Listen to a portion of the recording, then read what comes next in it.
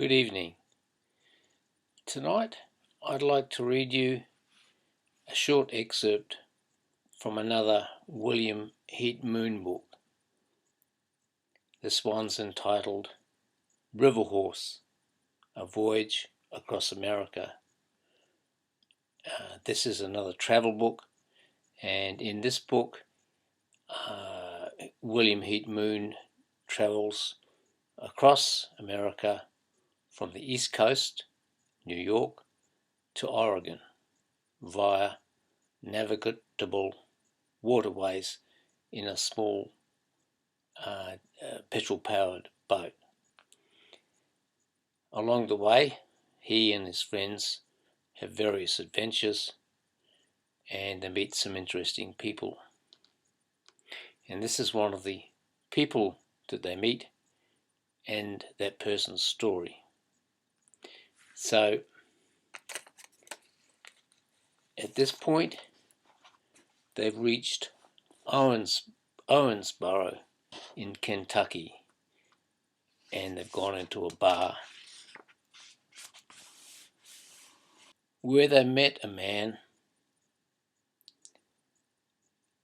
who said that he'd not had a lucky life, but that he'd only been in jail the once. I was bringing in hay bales and got the truck mired down in a wet field. Hell, I was nearly out of it and on to the road too.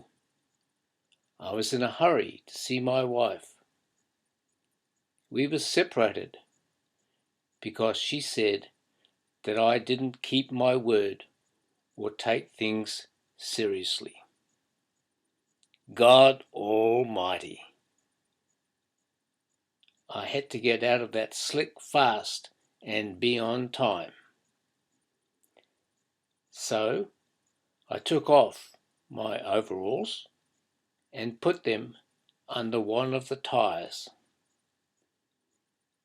All I had for the other was my union suit, his underwear. So I put that under too. Except for my boots and wedding ring, I was as naked as a man can be. But I drove her out. I wanted Mary to see that I'd turned over a new leaf. So I took her some flowers. I didn't have anywhere to buy them, so I borrowed some off of a fresh grave. Mrs. Chalmers' oldest boy, I believe it was. I didn't borrow them all. There was big old gladiolis. Then, hell, somebody came a-hollerin' after me, but I got away. Being naked was pretty nippy, and of course I was tense about visiting Mary like I was, but there weren't time to get any clothes. So I come to take a couple of swigs on my bottle.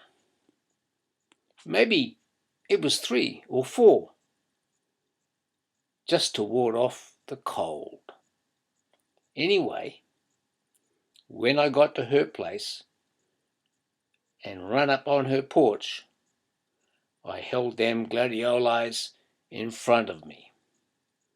Thank God there wasn't roses. When I give her the flowers, well, you can see how things was out in the open then. She looked down and said, "Howard, you ain't never gonna change."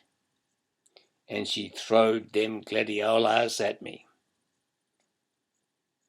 I went to whining and begging through the door for her to hear me out, when up comes the deputy, and he says, "Hello there, neighbour. Where's your breeches?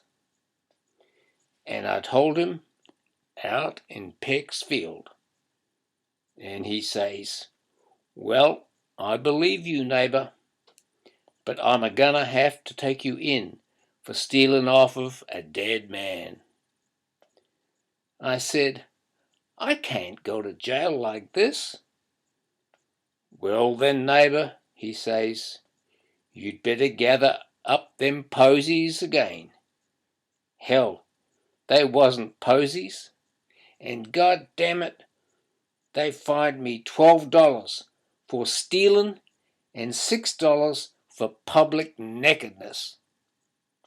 I loved that woman, but I never could do anything right.